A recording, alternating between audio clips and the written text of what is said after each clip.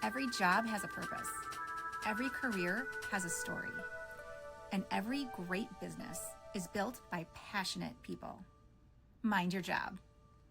Hi, everybody. This is episode 29 of Mind Your Job with Sari and Samara. Today, we're going to talk to Jess Holen from Triad Dental. But before I introduce him, I just want to say a couple things. We're in our new space. We're not in our new studio yet.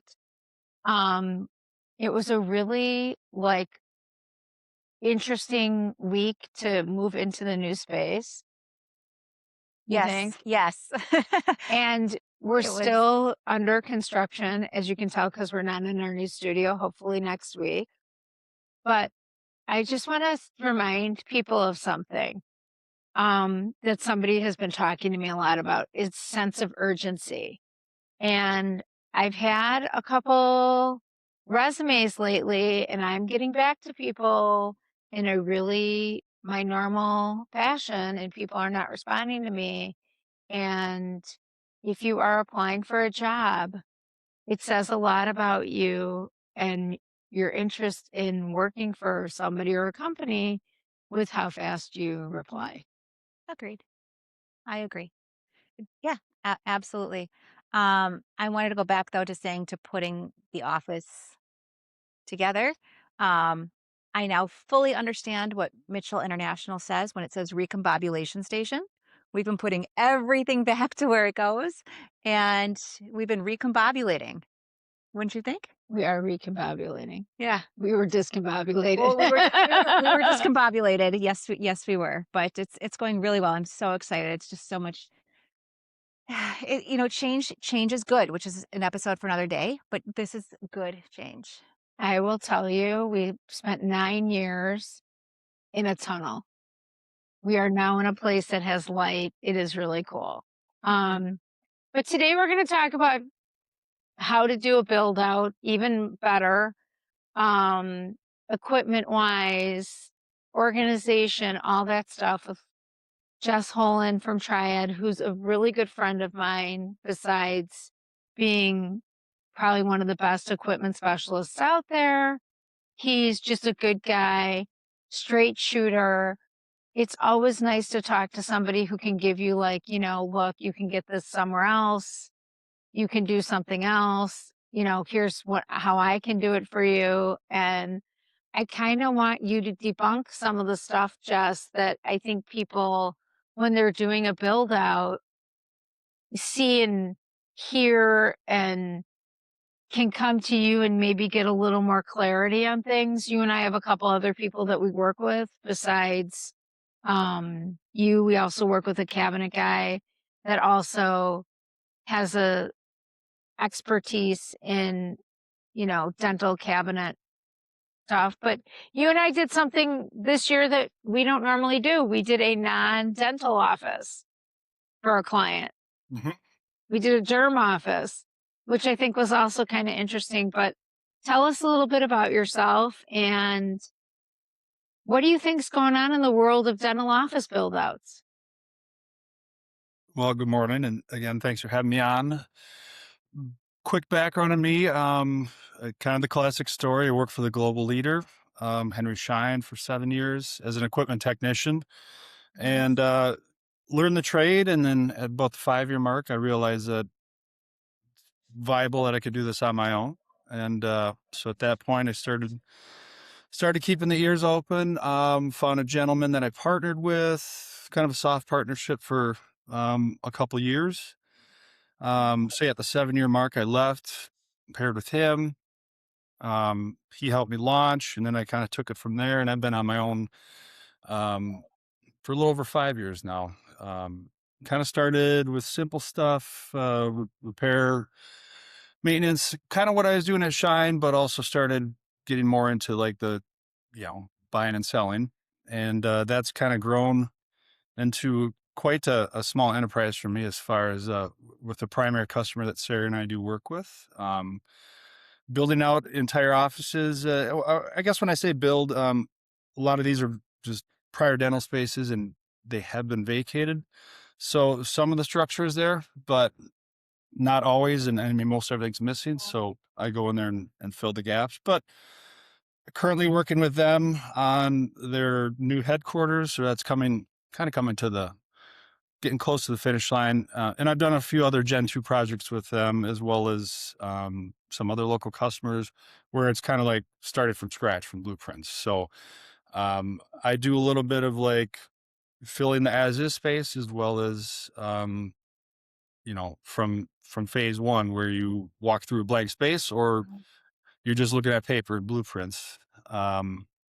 So that's kind of and I've moved heavily towards that, not even doing as much of the traditional repair and service, just keeping the equipment inventory flowing, for future customer needs. You ask about the state of the equipment in general and acquiring it and such. Is Right. that what we're kind of looking to focus on?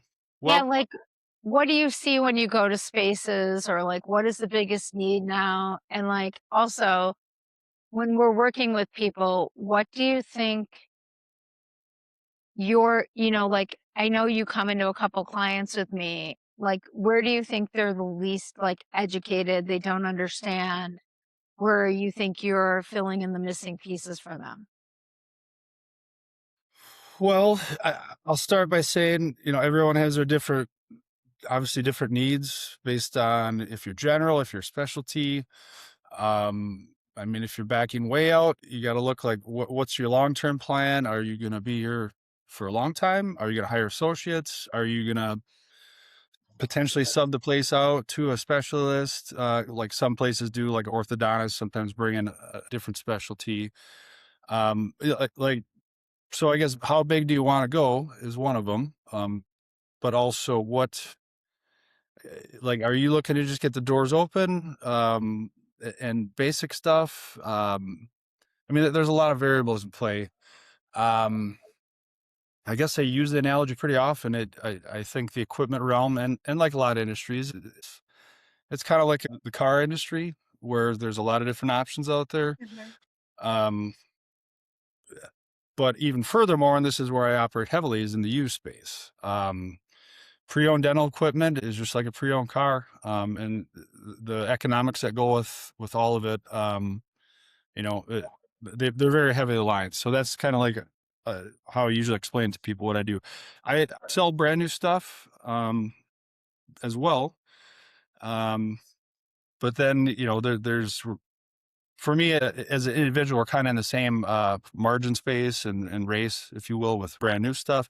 A lot of the big companies, including who I used to work for, although I think some of them have rolled out a little bit of a used sector, but generally speaking, they don't sell used equipment. So again, a lot of people, again, using the car market analogy, a lot of people refuse to buy brand new vehicles because of depreciation and just overall initial cost of that.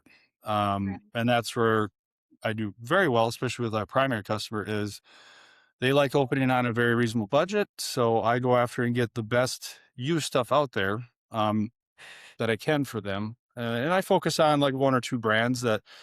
Those brands I can't get as an individual.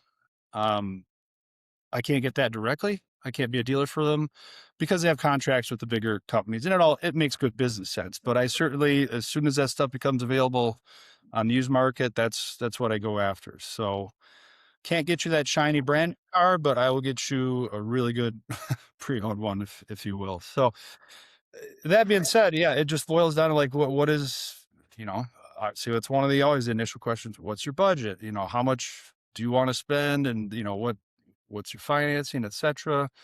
And how many rooms do you need? What level of equipment would you like? What has Lots of variables in there. Yeah, you had mentioned you started with one of the bigger places and you were there for 5 years and decided that you got this and you could go on your own. Yep. Like anything, recruiting or whatever it is, no day is ever the same. Every situation is always different. What have been some of the bigger surprises that either you have learned or that you've had to teach the doctors, as far as the business side? Because that's like we talk about this almost every episode. The business side is something that doctors don't always know. hmm Especially when you're at the very initial stages, you're having Yeah. these discussions like, do you want, if they're doing a fresh build, like ultimately, how many rooms do you need now? Do you want to future in some rooms? Do you want to have like how far of a future in, just roughing in the plumbing and such, or do you want to actually do the cabinets and rooms are ready, and then Mhm. you know, at a certain point when you get to a certain level of patient flow and cash flow, okay, I'm ready to open these rooms. So some places will have those as offices initially, where it's plumbed underneath the floor, but they use it as an office space. And then eventually, I'm doing one of those now. Actually, he bought the practice a while ago, but they had set it up as such where this was their office space, but they had the dimensions and whatnot for future treatment rooms. That's pretty popular. But yeah, I think some of them don't realize, okay, there's phases and levels of doing this. You don't have to do it all at once, of course. Especially if you're brand new, you didn't even buy a patient base to go with it. You're Mhm. probably like, I feel comfortable maybe doing 3, maybe 4 rooms, but Right. I'm you sure they're want so overwhelmed at first. correct, yeah. But you want to, again, if you're going deep into the construction realm, it's usually more advisable to go ahead and like I say, future and rough in the rooms because in dental, there's a lot of weird plumbing involved, a lot that people don't realize. But it's much more unique than most, your standard healthcare clinic where you walk in, you have just your exam room, your table. There's a lot um, not seen to the naked eye when you go in for your 6-month dental appointment. So that being said, there's a lot that can be done. I guess they.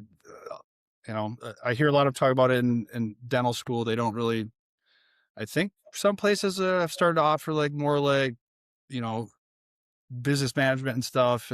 But even so, courses. But even so, I don't think a lot of that's like day-to-day operations, and they're not talking about capital projects like this. So, I mean, some guys, I see some dentists they're very spot on. They know what they want. We dial it in from there. Others are very open, kind of open book, open ended, and they don't have, a lot of the graphs on the whole concepts we're talking about. So And it there's, isn't always like the best. It isn't always like buying like the name brand thing. I Mhm. think that's another thing that like Right. Justice taught me. It's like buy the thing where you know it's got the longer shelf life space for you because Mhm. you and I've talked about like many different chair companies, for Mhm. example, and being able to get parts for the chairs. Mhm. It's a big deal. Mhm. Can you talk a little bit about like, Yeah. a couple chair companies that you like to deal with where Well, like you can still get parts and stuff for them because other ones you can't?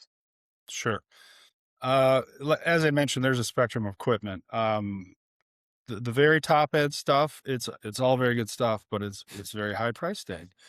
The opposite end of that spectrum is imported stuff that, as you mentioned, their parts are metric and don't configure to any of our parts over here. So as an equipment tech, like we, through and through, we all carry like a very kind of standard array of parts. Well, a lot of this, completely dirt cheap stuff coming in from, let's say, over the Pacific. um, this Mhm. stuff, we don't have parts to work on it usually, or we would have to reconfigure things. And a lot of guys like just flat out, they see that and like they decline, like, I'm not going to work on that.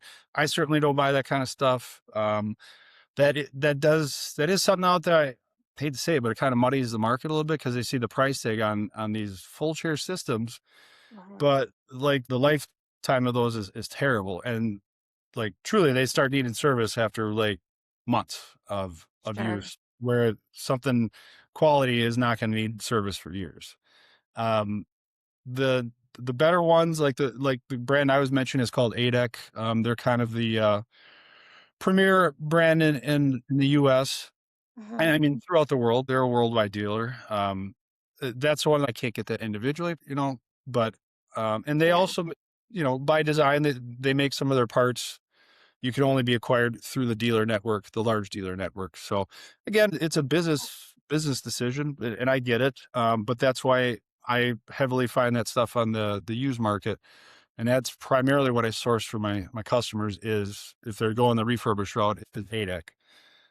So I still make it work. Again, the car analogy, it's like, all right, well, I can't sell that as a, new dealer, but I can be a used dealer for ADEC.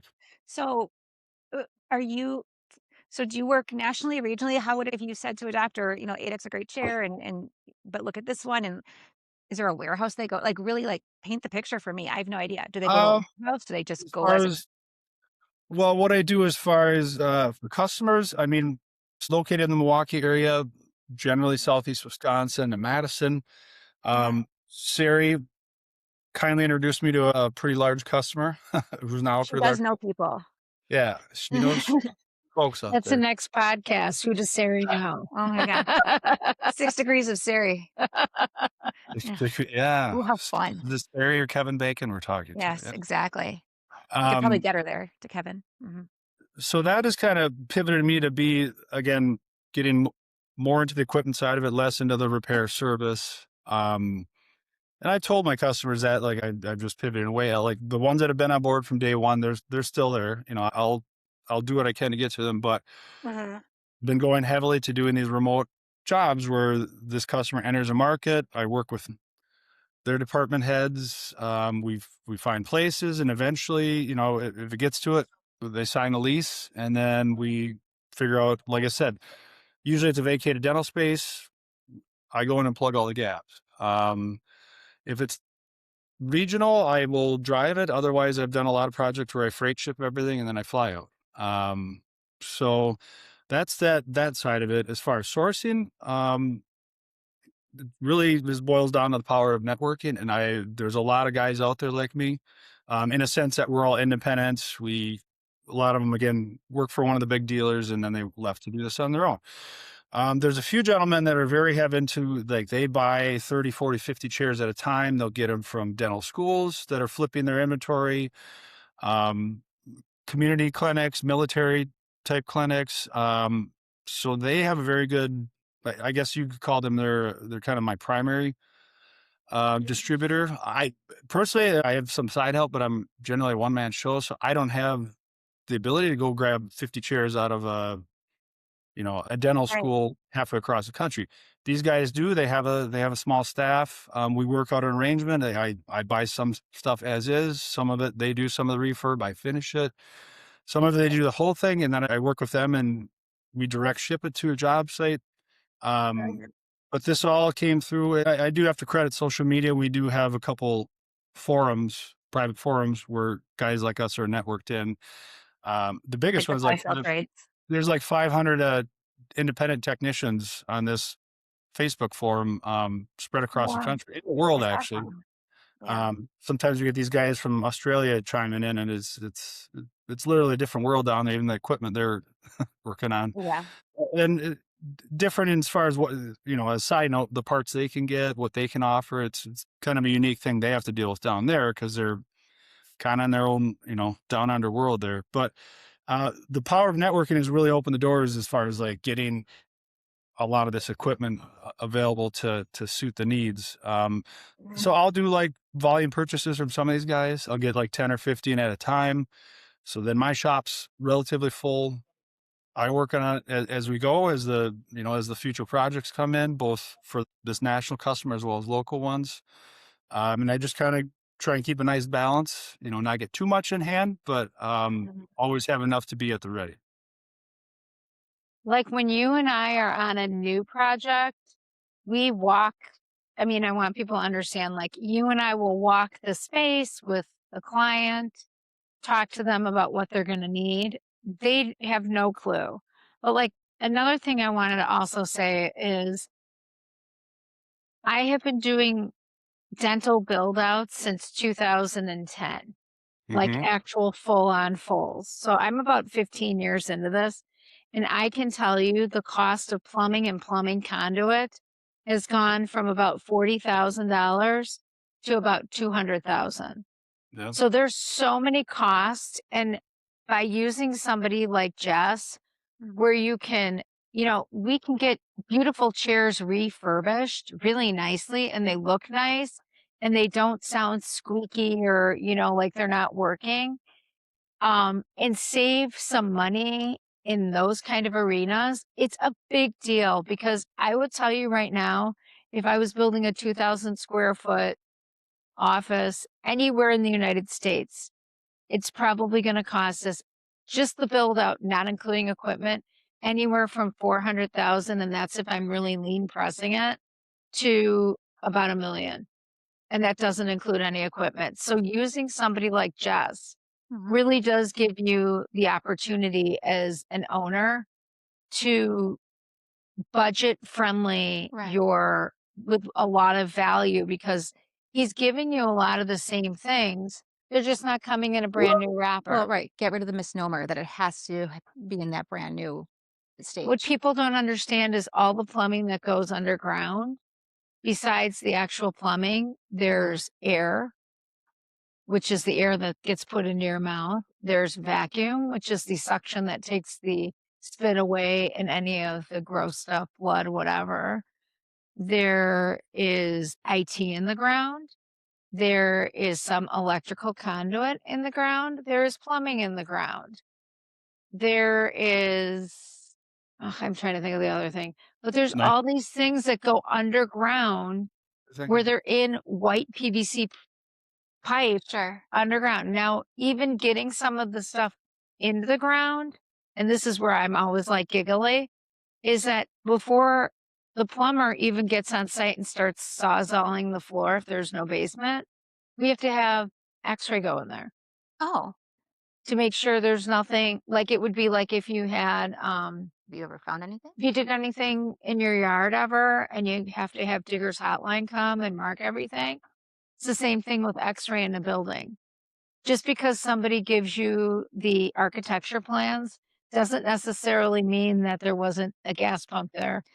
Yeah, but now like the murder podcast lover in me is like, what have you found? I had one project. Average concrete slab in the United States is about 4 inches. I had one project where we had a 12-inch concrete slab, which you could land a 747 on. Yeah, So I was like, oh, we thought we were going into 4 inches and we're going into 7, and the cost just tripled. well, sure, yeah. Oh, my So, I mean, goodness. we've had, There's surprises. I don't know about you on projects, Jess. We're on a lot of the same projects together, but I would say that's the weirdest one I've had where the slab was just, somebody got a little egregious with the concrete there. Excessive. Wanted to make sure it was there. Yeah, I'm usually in the other end of things where you find stuff above the drop ceiling, tools that are lying when you're up there digging around, or beverages left behind from whatever contractor years ago. Ew. Above the ceiling, there's always surprises too. Yeah, that's why I am not in that industry. I don't like surprises. Well, you're just learning about it I know, too. that's So true. it's like, No, that's very, very true. just building out my office has been like a whole learning experience for everybody. Yeah, definitely. No, I think the biggest takeaway that I've learned from this, Jess, is that just like the car industry or anything else, there's this misnomer about previously used equipment. That does not mean it's bad. That does not mean it's not great quality or in the pricing that matters the most. It's good stuff, and to get rid of that idea that used is bad. I mean, Jess and I, do you remember you and I have another client? Can I bring up the chairs that aren't UL certified? Sure. Yeah. I mean, so we have a client opening a brand new office. And if I could really get into this office, it would be like, but they brought in chairs from China. Sorry. And there's no UL tag on it. What is that? UL is United Laboratories, and what they do is they test to make sure that the electrical in the chairs conforms with the standards in the United States.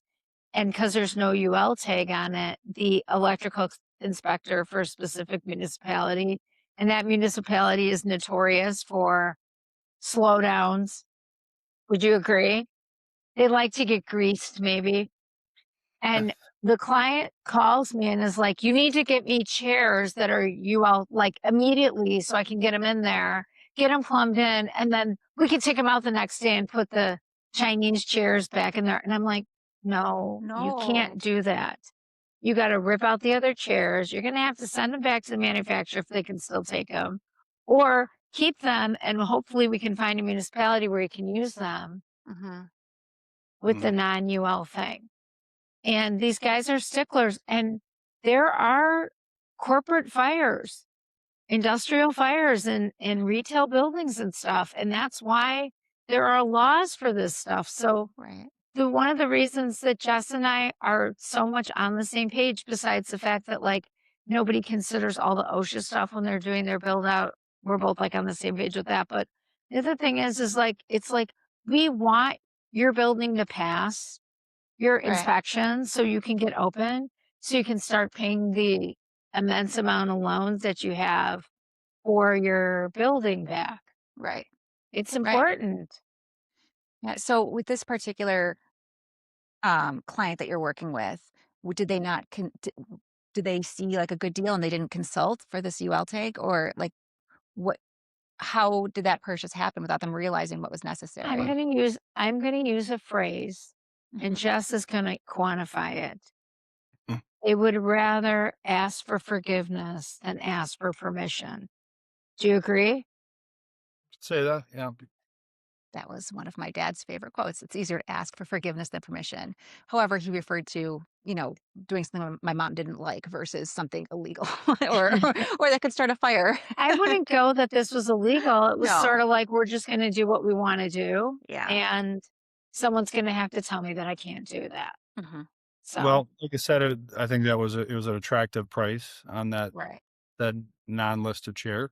But that's what you're But also going to is but you're that. offsetting the other price now, so it was actually more expensive. no, what they should do is they should come to Jess before the problem instead of Yes. chasing. And then remember, they were in such a hurry for you to get in there, and you were busy out of town with a different project.